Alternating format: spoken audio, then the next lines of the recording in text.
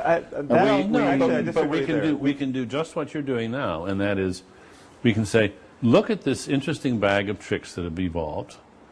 Notice that they're circular, that they're self-sustaining, that they don't have any, that they could be about anything, and then you don't argue with them. You simply point out that these are not valid ways of thinking about anything, because you could use the very same tricks to sustain something which was manifestly fraudulent. And in fact, what fascinates me is that a lot of the tricks they have their counterparts with con artists. They use the very same forms of non-argument, the very same non sequiturs, and they make, for instance, a virtue out of trust. And as soon as you start exhibiting any suspicion of the con man he gets all hurt on you and plays the hurt feelings card and reminds you how wonderful taking it on faith is, and how I mean, there aren't any new tricks. These tricks have evolved over. And one could add the production of bogus special effects as well, which is one of the things that completely convicts religion of being fraudulent. The belief in the miraculous. The same people will say, well, Einstein felt a spiritual force in the universe, when he said the whole point about it is there are no miracles. There are no changes in the natural order. That's the miraculous thing. They're completely cynical about claiming him. Well, the other thing worth pointing out, almost the same breath, is that every religious person feels the same criticism of other people's faith that we do as atheists. I mean, they reject the pseudo-miracles and the pseudo-claims to certainty of others. And they see the confidence tricks in other people's faith. And they see it rather readily. You know, every Christian knows the Quran can't be the perfect word of the creator of the universe, and anyone who thinks it is hasn't read it closely enough, and it's just in this hermetically sealed discourse that isn't really being self-critical. And I think we're on very strong. We make a very strong case when we point that out, and point out also that whatever people are experiencing in church or in prayer, no matter how positive, the fact that Buddhists and Hindus and Muslims and Christians are all experiencing it proves that it can't be a matter of the divinity of Jesus or the unique sanctity of the Quran, or because there's 17 different ways of getting there. By the way, on that, a tiny point. It's not. I hope not a digression.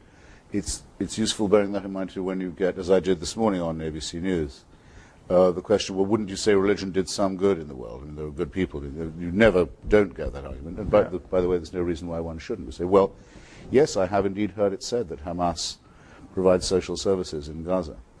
And I've even heard it said that Louis Farrakhan's group gets young black men in prison off drugs. I don't know if it's true. I'm willing to accept it might be. It doesn't alter the fact that the one is a militarized terrorist organization with a fanatical anti-Semitic ideology, and the second is a racist crackpot cult. Yeah. And the other, I have no doubt that Scientology gets people off drugs too. But my insistence always with these people is, if you will claim it for one, you must accept it for them all. And the other move you can make there, because if you don't, it's flat out dishonest. You can invent an ideology which, by your mere invention in that moment, is obviously untrue, which would be quite useful if propagated to billions. I mean, That's right. You could say, this is my new religion. Teach people to demand that your children study science and math and economics and all of our terrestrial disciplines to the best of their abilities. And if they don't persist in those efforts, they'll be tortured after death by 17 demons. This would be extremely useful. I mean, it would be far more useful than Islam, propagated to billions. And yet, what are the chances that the 17 demons exist? Zero. There's a slipperiness too, isn't there, about one way of speaking to sophisticated intellectuals and theologians, and another way of speaking to congregations, and above all, children. And I think we've all of us been accused of going after the easy targets of the Jerry Falwells of this world and ignoring the sophisticated professors of theology. And I mean, I don't know what you feel about that, but one of the things I feel is that the sophisticated professors of theology will say one thing to each other and to intellectuals generally, but will say something totally different to a congregation. They'll talk about miracles, they'll talk about... Well, they won't talk to a congregation.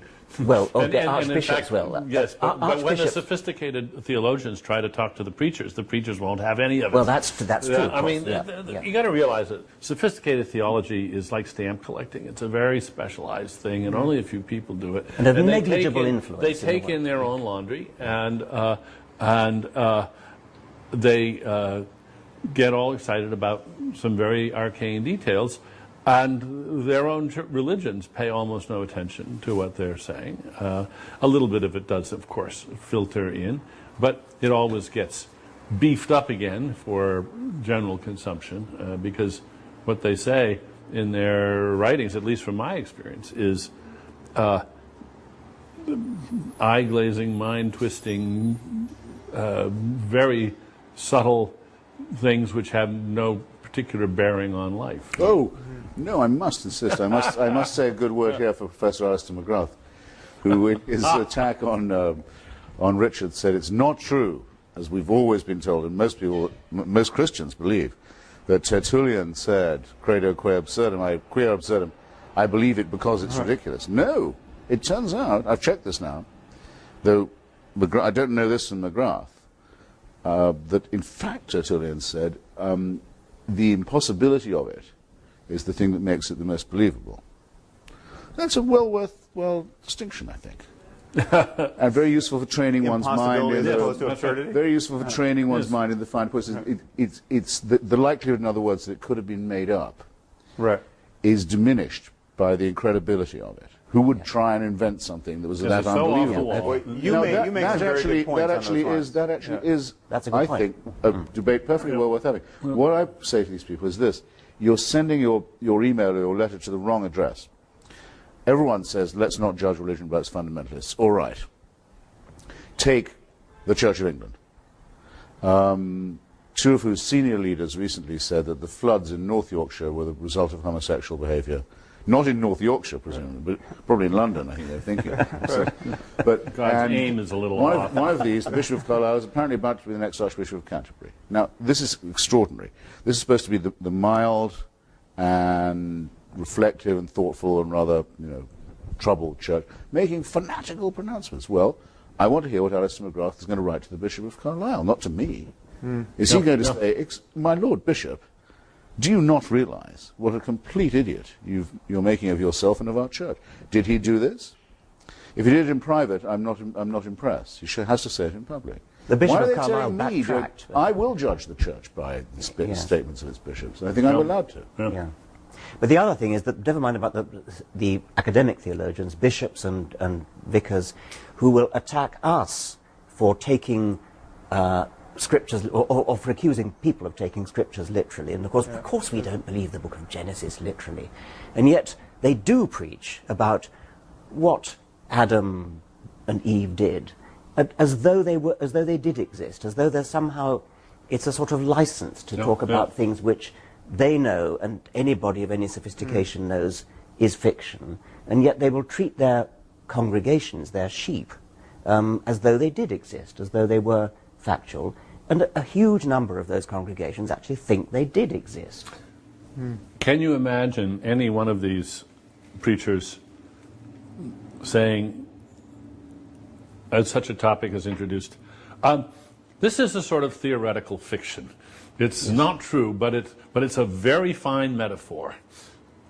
No, they're just not. They kind of, after the fact, imply that that's what they expect you to know. Yes, but they would never announce it. There's another point there, is that they never admit how they have come to stop taking it literally. Because you have all these people criticizing us for our crass literalism, whereas fundamentalists is the fundamentalists. And yet these moderates don't admit how they have come to be moderate. What does moderation consist of? It consists of having lost faith in all of these propositions, or half of them, because of just the hammer blows of science and secular politics. Of the crass literalism of the critics. Yeah, religion has lost its mandate on 1,000 questions. And